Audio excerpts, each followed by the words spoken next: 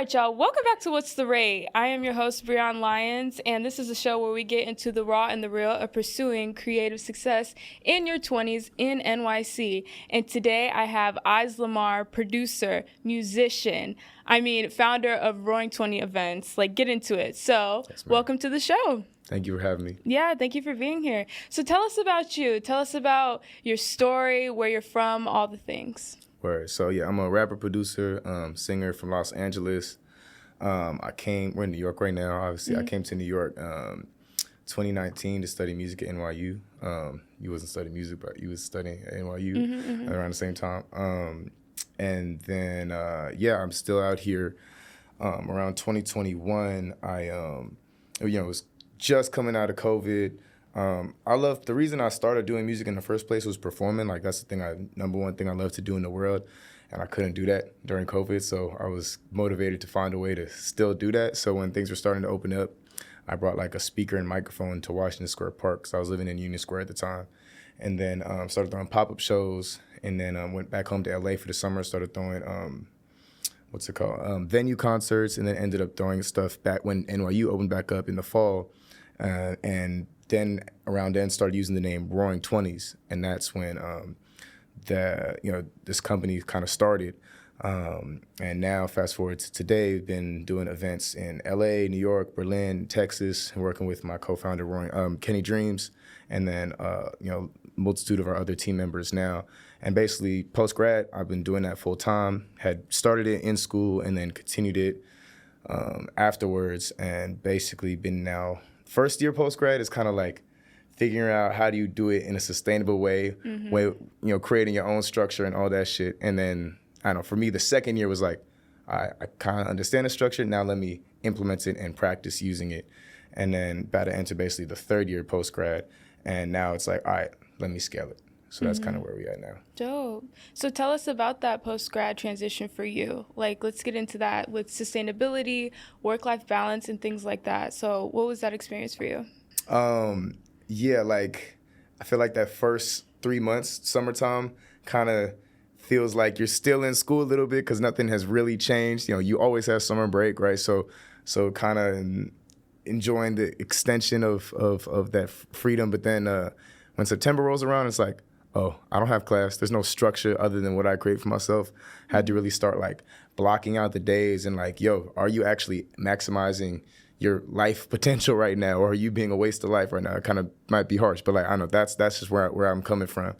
And then going through, all right, maybe this is working, and then also going through moments of, oh, wait, this didn't work. I'm not doing what I want to be doing, or this. I think this is gonna work, and it wasn't. So now I need to be honest with myself and make a pivot, make a change, and then also be open to people around you to help you through that process.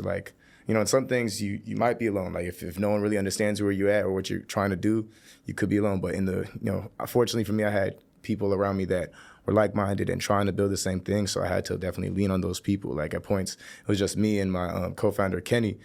It was just us trying to figure out, all right, what are we doing right now? What? How do we go from where we at right now to being the biggest artist in the world, throwing the biggest concerts in the world, doing all this shit? And then, the key in the simplest form is structure and consistency. And, just looking for those consistent pieces. Specifically, it was, all right, how can we keep throwing consistent events and grow a community opposed to just the same, people that we already know, but at the same time, as you're trying to grow, how do you sustain and maintain the people that are there that are feeding you and you are making money off of? So it's kind of a lot of multitasking at once. Yeah. And then also just as you're learning, keep going through it and making sure you're not burning your pockets, and so to the point where you can't keep going. So that's kind of, I guess, to answer your question, I'm not sure if that fully does, but that's kind of the first steps for me. So tell me some more about producing and what that is for you. What does that look like for you? I first, when I was 8 years old, I started playing piano and guitar. My mom was a pianist. My grandma played piano. So my mom was no, you gonna learn this. But I started doing covers of Michael Jackson and stuff. And I loved that. I loved doing just performing and stuff. I was doing James Brown covers on guitar, stuff like that. And then I did this summer program where they was working in GarageBand, and they had us like write a song and then record it, whatever. That was the first time I'd ever done anything like that. And then I was like, all right, let me figure out how I can take the thing that I'm playing. I eventually started writing my own songs when I was like, I don't know, 11 or 12. And then recording it in like GarageBand and basically trying to recreate the live performance in a song. And then once I opened the software, I'm like, oh wait, I can do more than just recreate the live performance. I can create something that didn't exist. And then so I started experimenting more and more, and then actually starting the song in the production or in the software. And then at that point, my mind just didn't have limits. I started learning a lot on YouTube, like watching tutorial videos of how to recreate or how like my favorite producers made their beats and shit like that, and then learning kind of from recreating, and then like just a lot of like trial and error, and then just like I definitely always had my own sound with what I was doing. Like I'm just kind of like coming from my own like place or whatever. But my biggest difficulty early on was making shit that was also different in my style, but that like I didn't feel like I was getting the reaction from people that I wanted. They were definitely like, yo, I ain't never heard something like this, but not necessarily in the way you want to hear. And they're like, what the fuck is this? I ain't heard something like this. But I wanted to get the reaction of like, what the fuck is this? This is fire, yo. So I had to like identify the music that people were getting a positive reaction to. Like I was growing up in LA. I was trying to make like, I started doing, R&B, soul music. But then in high school, I started wanting to really get into hip hop. That was like when the SoundCloud era was happening. And, there was people my age making hip hop music. It wasn't just something that like my pops or like family members were listening to, trying to put me onto. It's like kids my age are doing this and I can see it in real time. So it was kind of it just felt like for the first time, this is something that's really can be my own. And so as I was doing that, I'm listening to like all the like local LA rappers at the time. Shit like Blueface, YG, all these other artists. There was a disconnect of like what my natural like weird ass influences coming from, and then what I was trying to make. So I had to really like study what makes a reaction musically. You know what I'm saying? Like when people are listening to a type of song, what is making them feel like they want to dance? What is making them feel like they want to chill vibe? What's making them feel like they want to do whatever? You know what I'm saying? So I really was studying like humans and humanity, and then the connection from the music to that. And then fast forward to today, now I'm like, all right, if I'm in New York and some kid's like, yo, just give me something that can get the party lit. All right, I'm gonna just put like a Jersey kick, and then they're gonna be like, whoa, how'd you do that? I was like, nigga, I just put a fucking Jersey kick. But like, versus if I had the same exact song and take away that kick, they're like, it's all right. So like realizing the subtle difference that will literally change an entire person's mood or feeling. One of our close Roaring 20s members, John Elite, he's like a dancer. Every time we're throwing events, he's the one in the party, like getting the crowd turned up while we're on the mic and stuff like that. And I'll be with him in the studio, and John is like very unique. Like he loves some things very specific. Loves Chief Keef, loves Queen. If he doesn't know it, he's like, fuck this. But he has a very, very intuitive mind when it comes to music. So like the moment I'm playing some shit, he's like, nah, this ain't it. And then I'll change one thing. He's like, that's it. That's how I know, oh, okay, I'm making the right thing. So like studying humanity and then seeing the correlation in music. It's kind of a long-winded answer, but that's my view on like production. No, I feel you. Wow. So what are you on? Are you on Logic or FL? Logic. Logic? Okay. Okay, you know your shit. Yeah, because I've been teaching myself Logic. Fire. Off of YouTube. Yeah, I'm in my producer bag. Okay, cool. No, that's really dope. Honestly, and this is the first time I ever found out about you, was graduation. When you performed at graduation, dude, no, the energy, and I'm saying this on and off the mic, like, the energy that you bring to your performances is so contagious and so, like, exhilarating. So, like, genuinely, that's one of the biggest reasons why, aside from, like, just what you put out and your socials and things like that, like, that live energy is so magnetic. And that's why I really wanted to have you on this show. You know what I mean? So... Thank you. On top of, owning the event company and things like that, like that's really impressive. So, I appreciate that. Yeah, I'm for real. I'm being for real. What's a learning experience that gave you some game, and share that piece of game with us? One off the top, I'm not sure exactly what the game is, but I definitely learned from it. Like, we were doing this event. It was like at this Brooklyn venue. It was like this first time we were kind of doing that at a big club, but they were allowing it to be 18 plus. And then it was partnering with this, like basically the outer, like greater New York underground hip hop community at the time. And like before that, we've been kind of mostly just with NYU crowd or whatever. But then we also got to partner with NYU Welcome Week for this event. So it's basically a hybrid of getting our crowd into the clubs, but letting it still be 18 plus, with getting the underground into the clubs that they hadn't really had access to in the same way, because they're 18, so normally they're not getting access there. And then also merging it with the NYU crowd and community. So like I knew that it was just need to happen for whatever. Like I had this divine just drive. Like no one could tell me anything other than this shit needed to happen. But we had 7 days to fill basically 1,000-person room. Oh, wow. And I had never done no 1,000-person room, nothing like that. But we were like out in Washington Square every day with fucking flyers and shit, bringing like 20 people all around the city, making promo videos, whatever, had Spider Cuz up out there, all that shit. And then, I was kind of just moving in. All right, I have a desire to make this shit happen. Let me just make it happen by any means possible, which has gotten me far. But when you're just going on that drive and not thinking about reality, you eventually gonna get a reality check. So I got a reality check. So the event probably had like 300, 400 people there. It was decently filled. It was a good vibe. Everyone there had a good time. Met some crucial people that I would never have met if we didn't do the event. That now I'm working with today, build like long form relationships. So that was me. Like in hindsight now, I'm like, that's why we need to do that. I met mentors that put me in positions like that where we were able to open up for 50 Cent, all this crazy stuff years later. The bad thing, I lost, bro, I don't even want to talk about the numbers, but I lost so much bread that night. Oh. Because it was a combinations of, man, going in over my head while also a racist owner that was like, they were giving like a bar guarantee that like, oh no, we can hit this bar guarantee. But then when people try to buy drinks, they weren't accepting the money. So then they were just asking after me to just pay out a pot. And long story short, night ended. Everyone had a good time, but I'm sitting with 10 security guards waiting for me to cover this bar guarantee. By God's grace, got out of there somehow.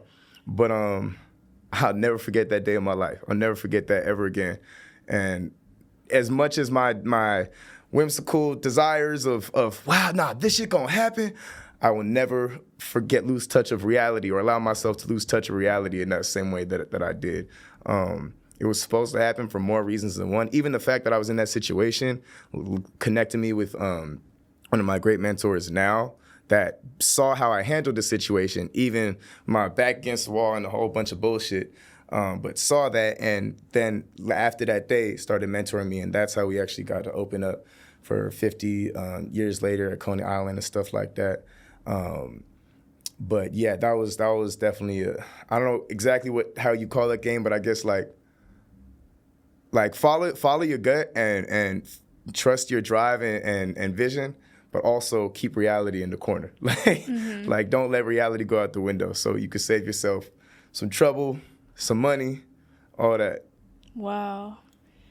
Okay. I'm gonna ask you, what was a no that you were given that you didn't know that you needed? Honestly, I could go back to that same day.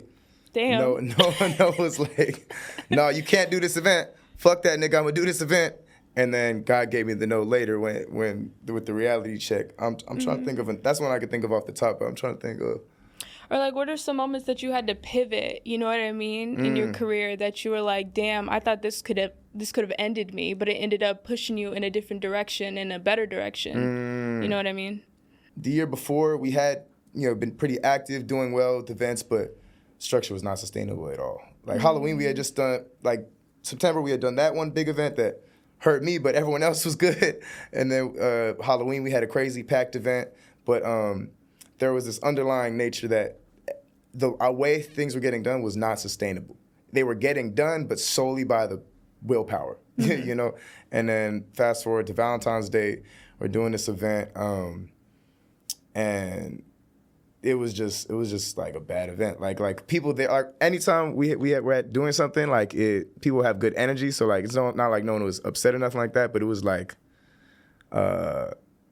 there was just so much that like it was very clear like, oh, I'm not setting myself up for success. I'm just not being diligent in the little things. You can only survive off sheer willpower for so long. So it made me realize, I think one of our friends at the time was like, I think we need to focus on our personal music careers for a period. And then, after that, we didn't do like an event for like a couple months until like around graduation time, because this was 2023, I think, like winter, spring. But then I shifted to my content, and that was kind of the first time I went on like that whole year events were doing good, but and I was posting content from around events, but it was kind of just whenever I had something to post, I was posting. But then I shifted to like how to classify what I do musically. Because for a while, I was going back and forth. I was doing this high energy rage music, turned up hip hop shit, but then I was also still doing like R&B, Afro beats, like soul music and live instrumentation. And I knew I loved both, and I knew I did both very well. But it was kind of like, oh, he does this and then he does this. It's confusing to some people that don't know me or haven't seen the step-by-step journey.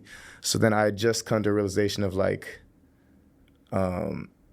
what to call it and how to tie it all together so it's all the things I'm doing can be seen and communicated as one thing. And that one thing is rage and blues. Okay. So that's like the genre of music I make. It is the high energy turnt music, but with also the live instrumentation and soul. And I mean, that was 2023. January when I first came up with that, and then fast forward to 2025. What month is it? June? Yeah.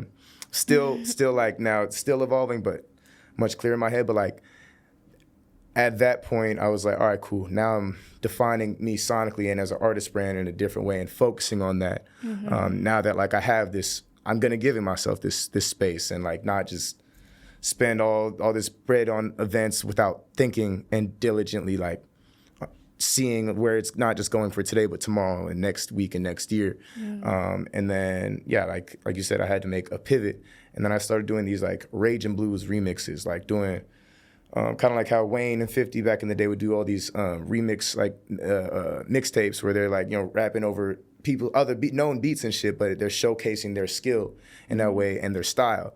And then so I started doing that, not in mixtapes, but in basically, short form reels.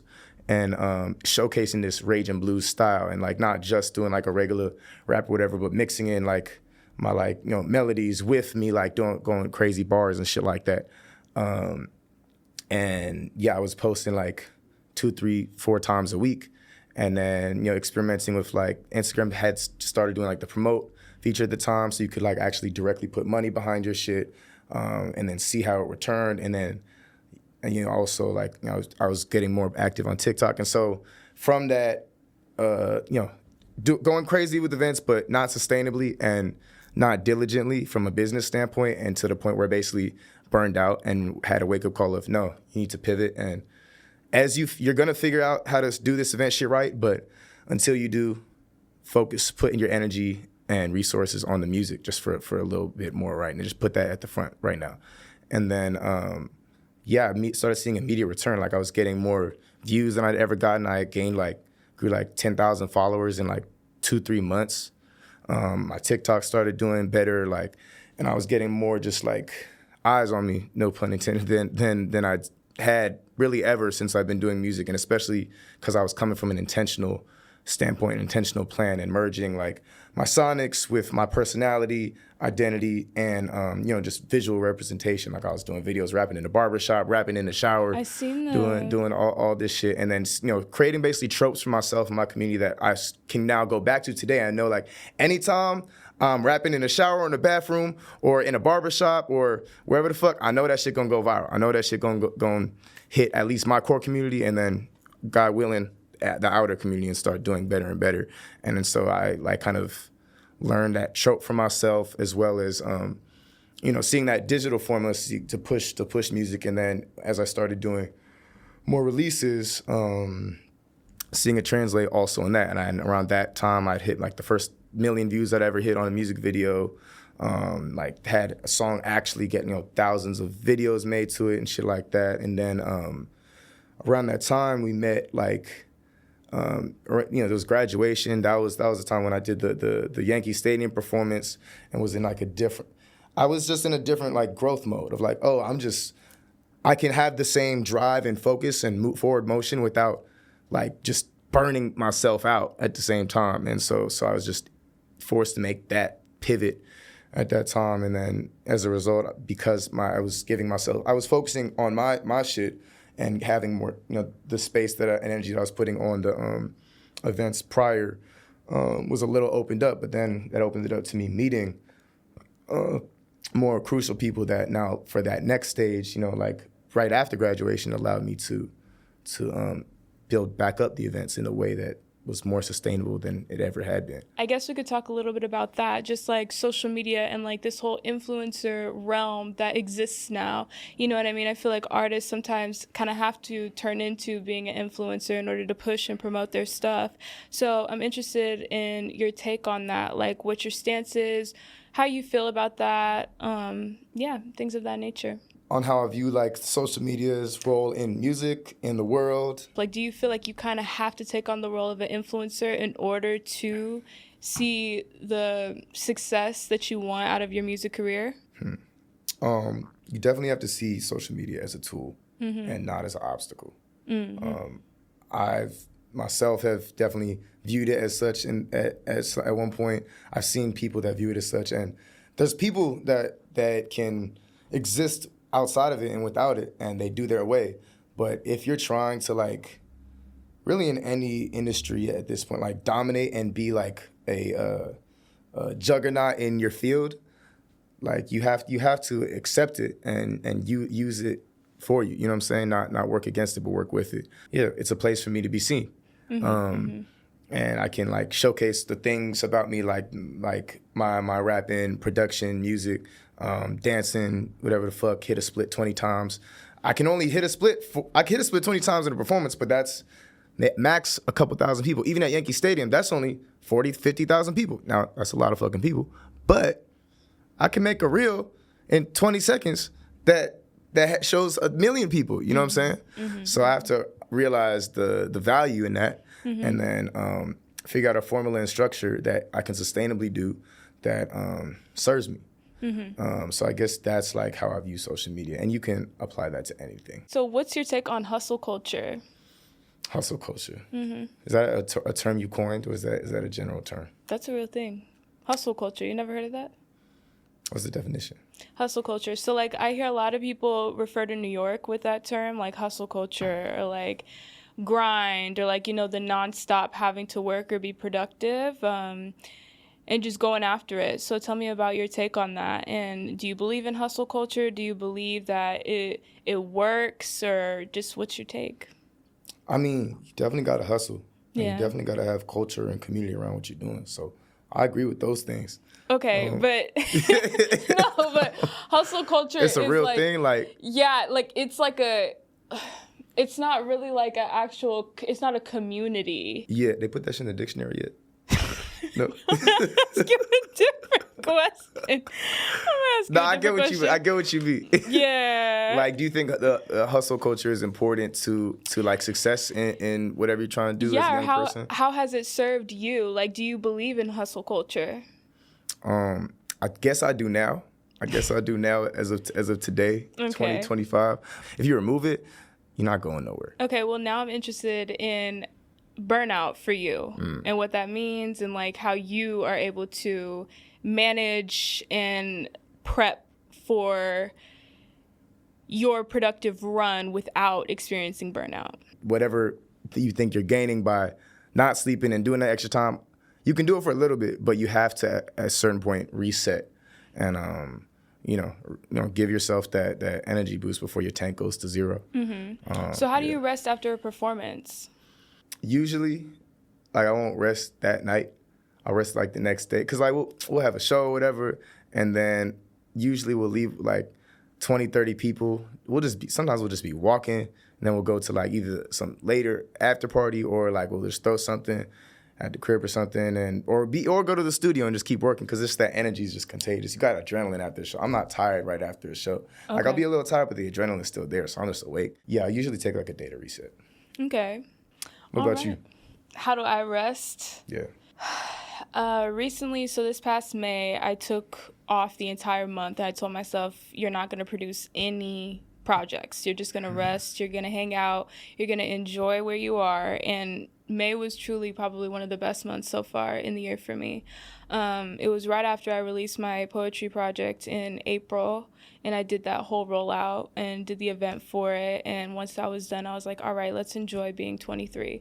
You know what I mean? Because I feel like oftentimes in my relationship with hustle culture is kind of like that one thing you can't shake, you know what I mean? So it was hard, like, to be like, no, Breon, don't produce anything, just hang out, you know what I mean? And I found a group of girls I liked going out with and have had some amazing nights, you know what I mean? And just enjoying life, being young in the city, you know? So it was a great month. So I think now I'm seeing my projects as like eras, right? So like with every era, it needs to be an era of rest, like a month or so of rest afterwards. So That's really healthy. I'm trying. That's good for you. Where do you want to be in 5 years? In 2030? Mm-hmm. Oh, that's 5 years away. Damn, Breon. Why you made me think about that? I'm just asking. As far as Iz LaMarr music career, I'll be one of the biggest artists in the world. Top Spotify, all that, whatever that bullshit. Touring around the world. Arenas, maybe not quite stadiums, but something like that. Roaring 20s will be one of the biggest like platforms and hubs for artists. It'll be a label in some form. Are you going to turn that into a label? Yeah, eventually. Fire. Because okay. as of right now, it's a platform for artists. Like, and it started. So I need a platform, nigga. I'm an artist. Let me make that shit, and then extending that to the immediate people around me. Kenny Dreams, V. Westcott, and then now also creators like my boy John Elite, other artists, Reaper Blue. It goes on YVS Village out in LA. But yeah, it started as I figured out how to do things for myself, and then identified the structure and extended it to my immediate community, and then in turn built community around that structure. So like if I want to do a show, all right, cool, get 1 or 2, 3 artists that also have core communities around their shit, put them together. Now you have a bunch of people that haven't met before in a dope curated artistic experience, and then now scale that, do it in LA, do it in Berlin, Germany, find a translator, get a couple artists. We was in studying abroad in what's it called, Berlin. And then my homegirl, Ania Holland, she's still out there in Berlin now. She's a year older than me. She met some German nigga on Bumble Biz. And then he ended up knowing like all these fucking artists. And then within a week of studying abroad, I found a venue and threw a show, like packed out room in Berlin, Germany, while they still had COVID. Like shit was still like kind of shut down. And then, yeah, we did that. And once I did that, I was like, oh, I can do anything. Like as long as I'm keeping myself in check or have someone that is putting a mirror up to my face consistently, so I can be like, oh wait, no, I'm human. I bleed, I cut, burn. I'm not Jesus. I can't do all these. I can feel supernatural, but I like understand where my 2 feet on the ground are. Yeah, you don't have a limit. How did your vision of success for you change when you started to where you are now? From this conversation so far, I feel like you kind of already knew that. You knew the vision, right? But as you've gone through, trial and error, trials and tribulations and things like that and have grown, has your vision changed? I think the biggest thing, because yeah, I think you're right, absolutely right in that assessment of like, yeah, I always knew whatever the fuck I want to do, I'm going to be the best at it, the biggest at it. But the biggest thing that has changed is God's role in my vision and his curation of my vision. Because I've always believed in God. I've always had a relationship with God. But it, around 2023, like September 27th, that was the day I devoted my life to God completely with nothing other. You said what date? September 27th. That's crazy. That's my birthday. Hey, happy birthday. That's my grandma's birthday too. Oh, for real? Yeah, that Libra, Virgo? Libra. Yeah, y'all cool. But yeah, that was the day that I gave my life to God completely. Yeah, like over, and kind of around the time, post-graduation, I like met some people that, were telling me about their experience and kind of guided me in that way on that spiritual journey.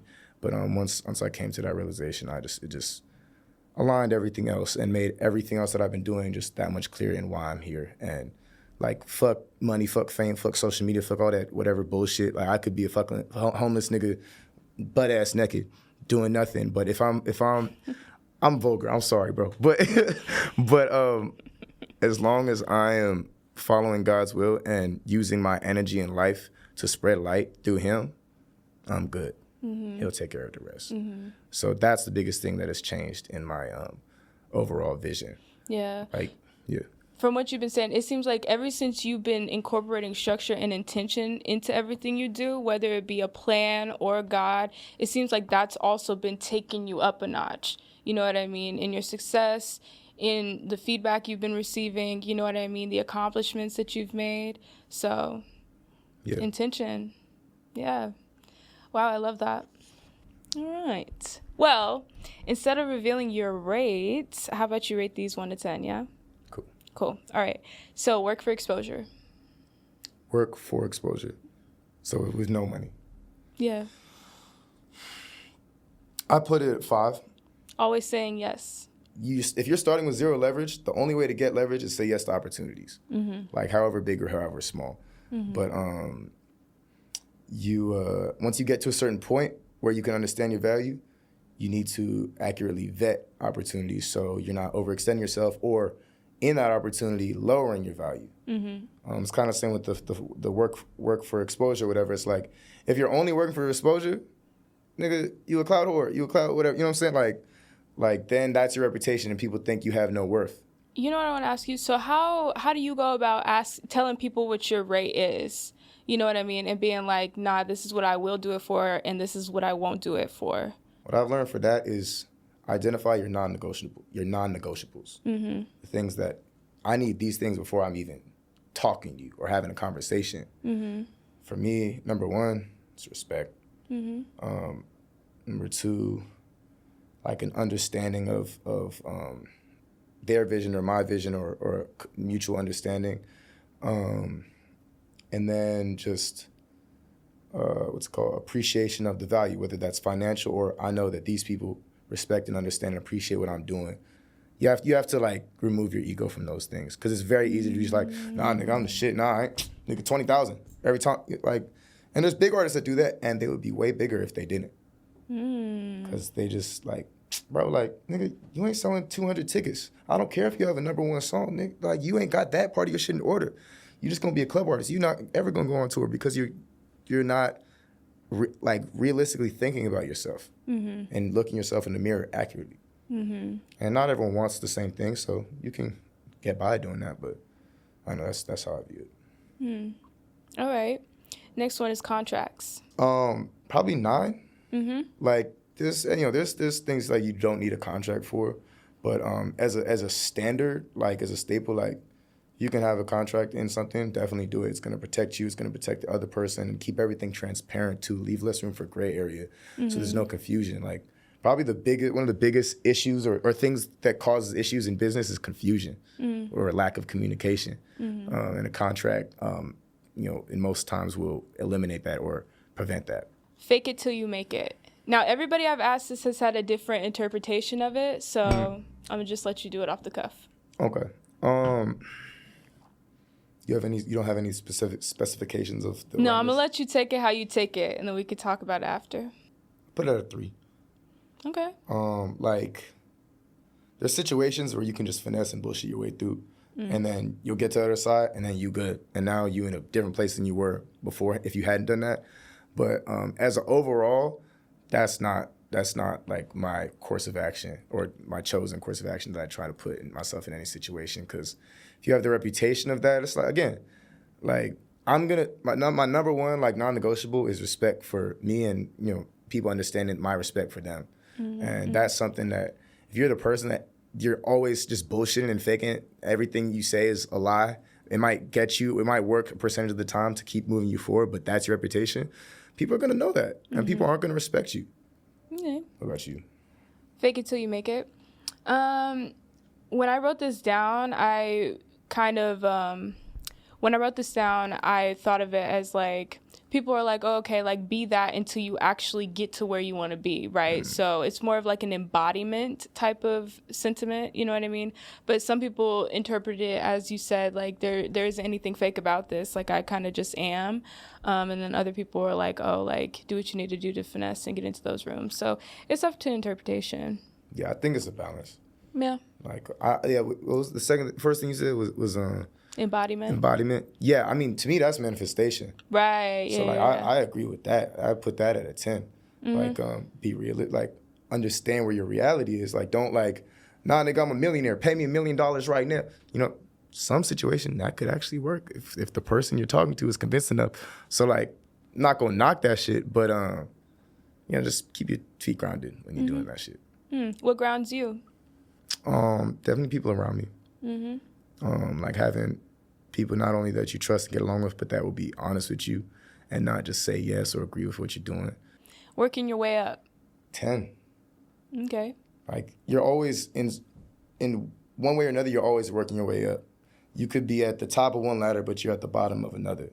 So you need to always, at least for me, if you like, I'm gonna always view myself in that way in some capacity. I'm gonna have a realistic understanding of my position. I'm not gonna do something for a penny if I know I'm worth $1. But like, I'll always have an understanding and respect for like someone that's in a farther position forward than me, and know like, okay, I can't operate exactly how I might want to, or how I would operate in this situation, because I'm not there right now. So I need to be realistic with myself and work my way up until I can be there. What about you? Work your way up. I'm gonna give it a 5 because I feel like at least right now in my career, I have found myself being able to just create whatever I want to do. So like I wanted to produce podcasts, right? And instead of like waiting for that opportunity to be given to me, I've created my own podcast and I produce it, I edit it, and I do everything. You know what I mean? I want to model, right? So I started doing the photo shoots in my bedroom and building those out instead of waiting to be signed, you know? So I'm like, yeah, do what you need to do to get the reps in and build your portfolio. But at the same time, like if you have the opportunity to create it for yourself, just do it. You don't need to, you know, so. Yeah, I agree with that. I guess I didn't think about it like in a context of, like I'm working my way up in the context of me. Where do you work now? Can you tell us? At the Roaring 20s headquarters. For real? Yeah. Like full time? Yeah. When I was in college, like the way I was making income was, especially during COVID, I was figuring out how to do marketing services for myself, music. And then I would find ways to like, all right, let me market my Spotify, market my YouTube, TikTok, whatever. And then I realized there's a lot of people that didn't know how to do what I was doing, but wanted to. And then I would go to places where it was very clear people were paying for promo, but it was very clear that promo wasn't doing shit. And then like I'd wake up during COVID like 7 a.m. every morning, DM like the same message to like 100 people, and by the end of the day I'd have like 3-4 clients. I'd get the moment they respond, I'd get on a call, lock them in for a sale right there. Yeah, and I started doing that in college, and then I had people that first I was getting services from, but then I got better services than them, and they started selling for me. So then I was like just passively like making income in college doing that, and like not even thinking about it, you know, making like a decent amount. And then as we were doing more of the event stuff, and then post-grad, I'm like, oh wait, of all the jobs I've ever had, all the ways I made money, this cost me the least. It actually cost me nothing because clients pay for it all. And it's made me the most money overall over time. So like I started just putting that under the umbrella of Roaring 20s and starting, you know, it's a platform for artists in more ways than one. Music platform, like performance platform, but also building your career. And that's something we're actually scaling up now is, you know, ways for artists to build their career through marketing. But in a unique way, because now I'm not just in a position of, I can put you on a playlist or you know, put you in, get you some TikTok campaign or something like that, or get some influencers to make a video to your song. But like, I can give you the collective brand package of what it takes to push a song forward, build a career. And I'm the proof of concept, and the people around me are proof of concept. I've been doing it for 5 years.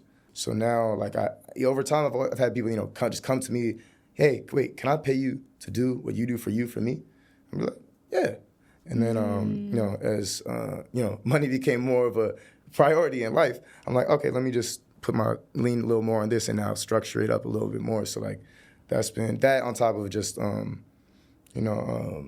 getting paid off my brand shows, like company sponsorships or like just random opportunities here and there, and then smartly like saving and scaling up my income over the years. Like in college, like it's you're in a different position of your daily expenses. So let me just save this shit, not just splurge it, so my account's at zero when I graduate.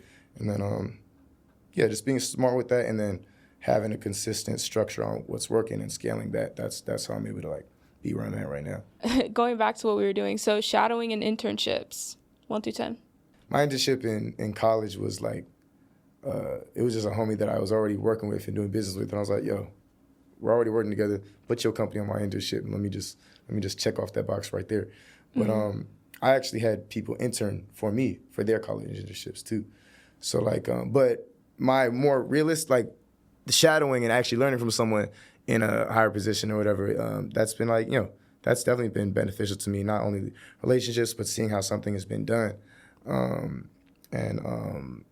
Just learning from that shit. That's invaluable information. Like, honestly, I wish I had that more in my life. Like, I've definitely had a lot of figures that been older or farther ahead that I've had the fortune of speaking to and learning from, but it hasn't been like, I haven't had like that one person that's like consistently there and in the field that I'm in.